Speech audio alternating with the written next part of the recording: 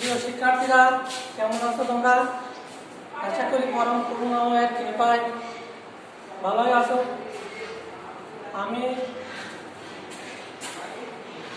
অখিল চন্দ্র ঘোষ, সহকারী শিক্ষক, রুদ্রপুর মাধ্যমিক বিদ্যালয়। অনলাইন কার্যক্রমের ধারাবাহিকতায় আজ তোমাদের নবম শ্রেণীর বাংলা প্রথম পত্র পাঠদান করব।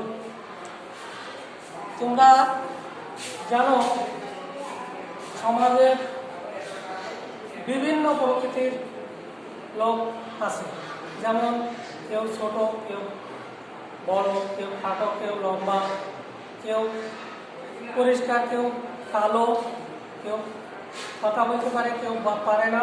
তেমনই এক বাক প্রতিবন্ধী কে নিয়ে লেখা একটি গল্প আজ তোমাদের পড়াবো। তোমরা গল্পটির নাম হচ্ছে শোভা, লিখেছেন রবীন্দ্রনাথ ঠাকুর। আজকের পাঠ শোভা, রবীন্দ্রনাথ ঠাকুর।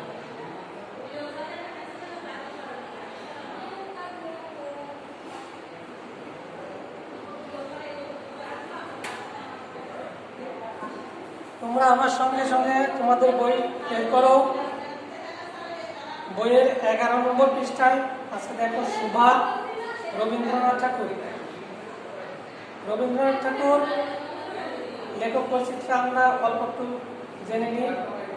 রবীন্দ্রনাথ ঠাকুর 25শে বৈশাখ বাংলা 1268 সালে 7ই মে 1861 খ্রিস্টাব্দ কলকাতা জোড়াসাঁকোর ঠাকুর পরিবারে জন্মগ্রহণ করেন। তার পিতা মহর্ষি দেবেন্দ্রনাথ ঠাকুর এবং পিতামহ প্রিন্স দ্বারকানাথ ঠাকুর। বিদ্যালয়ের আনুষ্ঠানিক শিক্ষা তিনি লাভ করেন, কিন্তু সাহিত্যের বিচিত্র ক্ষেত্রে তার পদচারণা এক বিস্ময়ের বিষয়। তিনি ছিলেন প্রকৃত অর্থেই অসামান্য প্রতিভাধর ব্যক্তি। বাল্যকালে তার প্রতিভার উন্মেষ ঘটে। মাত্র 15 বছর বয়সে তার বনফুল কাব্য প্রকাশিত হয়। 1913 সালে রবীন্দ্রনাথ গীতাঞ্জলি কাব্যের জন্য এশীয়দের মধ্যে প্রথম নোবেল পুরস্কার লাভ করেন। বস্তুত তার একক সাধনায় বাংলা ভাষা ও সাহিত্য সকল শাখায় দ্রুত উন্নতি লাভ করে এবং বিশ্ব দরবারে গৌরবের আসনে প্রতিষ্ঠিত হয়। তিনি একাধারে সাহিত্যিক, দার্শনিক, শিক্ষাবিদ, সুরকার, নাট্য প্রযোজক ও অভিনেতা ছিলেন। কাব্য, ছোট গল্প, উপন্যাস, নাটক, প্রবন্ধ, গান ইত্যাদি সাহিত্যের সকল শাখায় তার অবদান সমৃদ্ধ। তার অজস্র রচনার মধ্যে মানসিক সোনান্তরী, কণিকা, বলাকার, কল্পনা, চোখের বালি, গোড়া, ঘরে বাইরে, যোগাযোগ, শেষের কবিতা, বিসর্জন, ডাকঘর, প্রাপ্তকরবিদ, কল্পগুচ্ছ, বিচিত্র প্রবন্ধ ইত্যাদি বিশেষভাবে উল্লেখযোগ্য। 22শে শ্রাবণ 1348 সালে 17 আগস্ট 1941 খ্রিস্টাব্দ কলকাতা বিশ্বকবি রবীন্দ্রনাথ ঠাকুর শেষ নিঃশ্বাস ত্যাগ করেন। দেখো গল্প শুরু। আমার সঙ্গে তোমরাও তোমাদের বইতে আমরাও এখন পড়ো। মেয়েটির নাম যখন সুভাষিনী রাখা হইয়াছিল, তখন কে জানিত সে বোবা হইবে। তাহার দুটি বড় বোনকে সুকেশিনী ও সুহাসিনী নাম দেওয়া হইয়াছিল। তাই মিলের অনুরোধে, মানে মিল রাখার জন্য মিলের অনুরোধে তাহার বাপ ছোট মেয়েটির নাম সুভাষিনী রাখে। এখন সকলে তাহাকে সংক্ষেপে শোভা বলে। দস্তুর মতো অনুসন্ধান ও অর্থ ব্যয় বড় দুটি মেয়ের বিবাহ হয়ে গেছে। দস্তুর মতো মানে আড়ম্বরের সহিত প্রচুর অর্থ ব্যয়ে ধুমধামের সহিত বড় বোনদের বিবাহ হয়ে গেছে। এখন ছোটটি পিতামাতার নীরব হৃদয়ভারের মতো বিরাজ করিতেছে। নীরব হৃদয়ভার মানে হৃদয়ের ব্যথা তো কেউ বুঝতে পারে না, নীরবেই থাকে। যে কথা কয় না, সে যে অনুভব করে, ইহা সকলের মনে হয় না। এই জন্য তাহার সাক্ষাতে, মানে তার সামনে সকলে তাহার ভবিষ্যৎ সম্বন্ধে দুশ্চিন্তা প্রকাশ করিত। সে যে বিধাতার অভিশাপ স্বরূপে তাহার পিতৃগৃহে আসিয়া জন্মগ্রহণ করিয়াছে, এ কথা সে শিশুকাল হইতে বুঝিয়া লইয়াছে। তাহার ফল এই হইয়াছিল, সাধারণের দৃষ্টিপাত হইতে সে আপনাকে গোপন করিয়া রাখিতে সর্বদাই চেষ্টা করিত। মনে করিত আমাকে সবাই ভুলিলে বাঁচে, কিন্তু বেদনা কি কেউ কখনো ভোলে? পিতামাতার মনে সে সর্বদাই জাগরিত ছিল। পিতামাতা কখনো তার সন্তানদের কিছুই বলতে পারে না। বিশেষ করে তাহার মা তাহাকে নিজের একটা ত্রুটি স্বরূপ দেখিতেন। কেননা মাতা পুত্র অপেক্ষা কন্যাকে নিজের অংশ রূপে দেখে। মানে মায়ের জাত, সেহেতু মেয়েও মা হবে একদিন। দেখেন কন্যার কোনো অসম্পূর্ণতা দেখিলে সেটা যেন বিশেষরূপে নিজের লজ্জার কারণ বলিয়া মনে করে। বরঞ্চ কন্যার পিতা বাণীকণ্ঠ সুভাকে তাহার জন্য অন্য মেয়েদের অপেক্ষা যেন একটু বেশি ভালোবাসিতেন।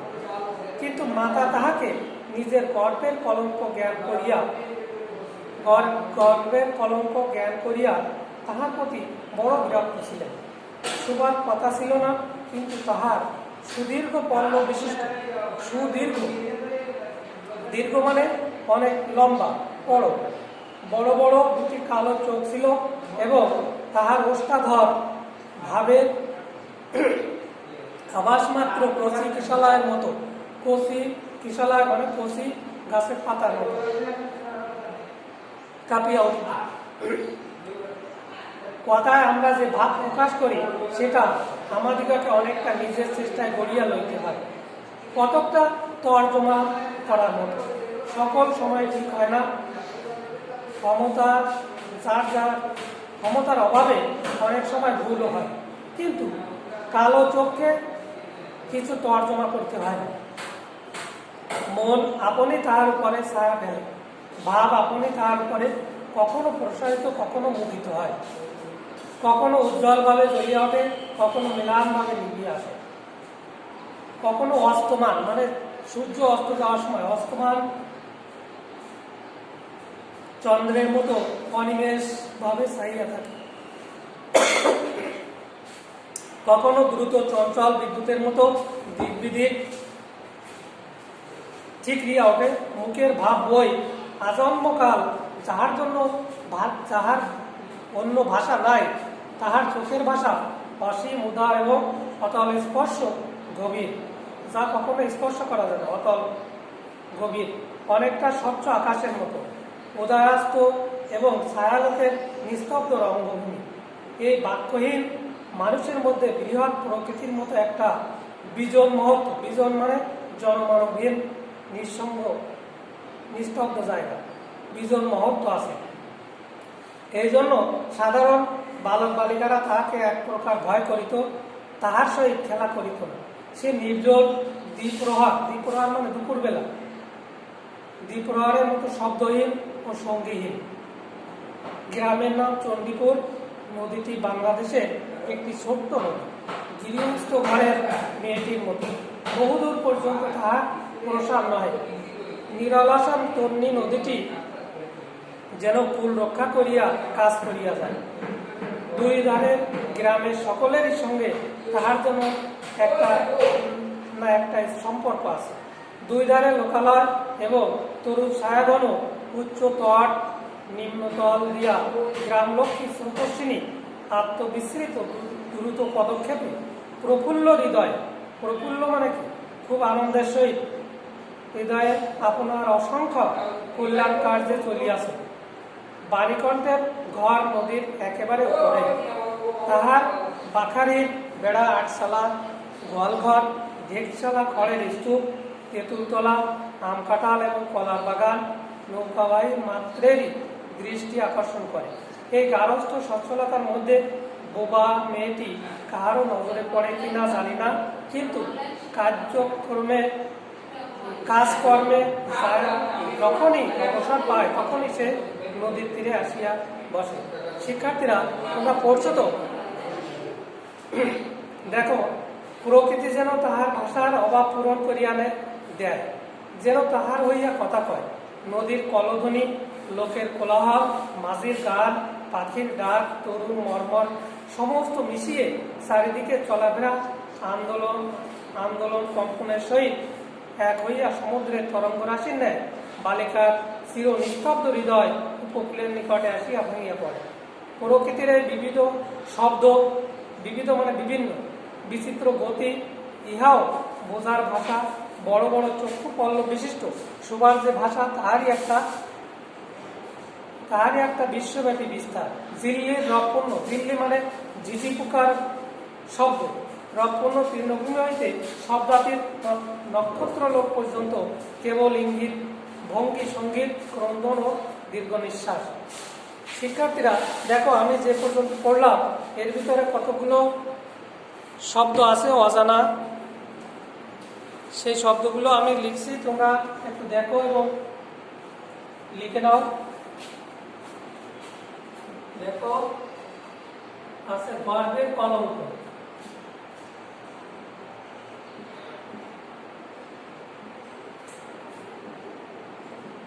গর্বের কলঙ্ক অর্থাৎ সন্তান হিসেবে কলঙ্ক।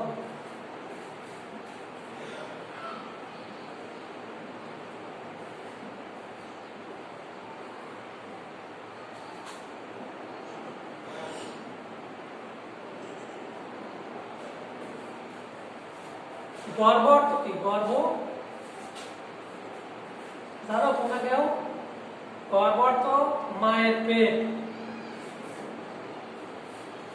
যেখানে সন্তান জন্ম নেয়।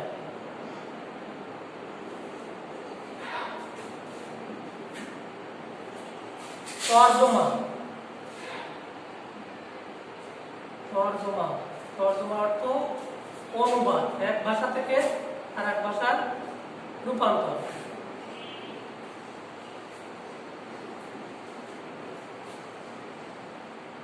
আরেকটা আছে দেখো, সঙ্গীহীন,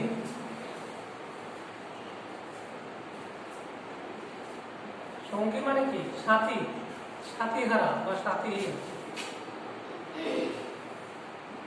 সাথীহারা বা সাথীহীন, একাকী।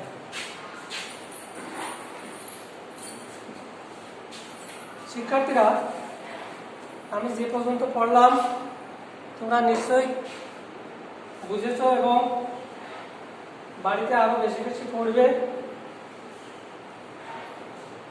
তাহলে আরো ভালোভাবে জানতে পারবে।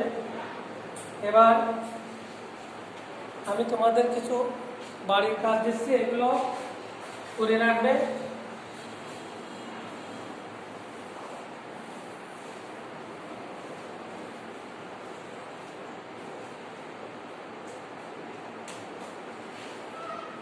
বাড়ির কাজ লিখে নাও।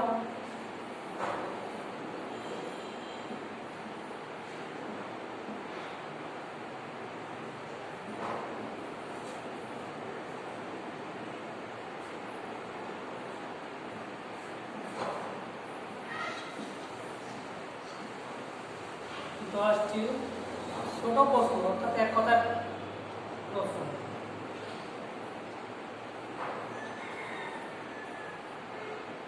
দশটি ছোট প্রশ্ন তৈরি করবে। যেমন আমি একটি লিখে দেখাচ্ছি। সুভা কোথায় বসে থাকিত?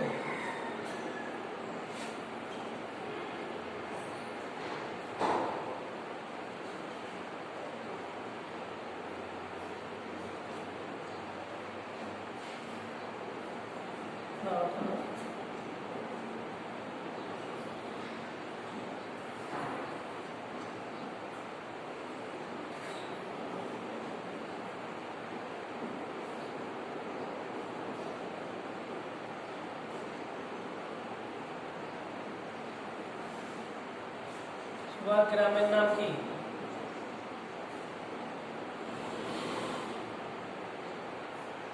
চণ্ডীপুর। এইভাবে তোমরা 10টা প্রশ্ন নিজেরা বের করবে বই থেকে এবং তার উত্তর লিখে রাখবে। এইভাবে তোমরা পুরো পাঠটা যেটুকু পড়লাম এর থেকে 10টা প্রশ্ন তৈরি করবে। এর পরবর্তী ক্লাসে আমি তোমাদের পরেরটুকু পড়াবো। সবাই এখন করোনার কারণে সবাই এখন ঘরবন্দি, সবাই নিজের মতো করে পড়াশোনা করবে। আজ এখানে শেষ করছি, সবাইকে ধন্যবাদ।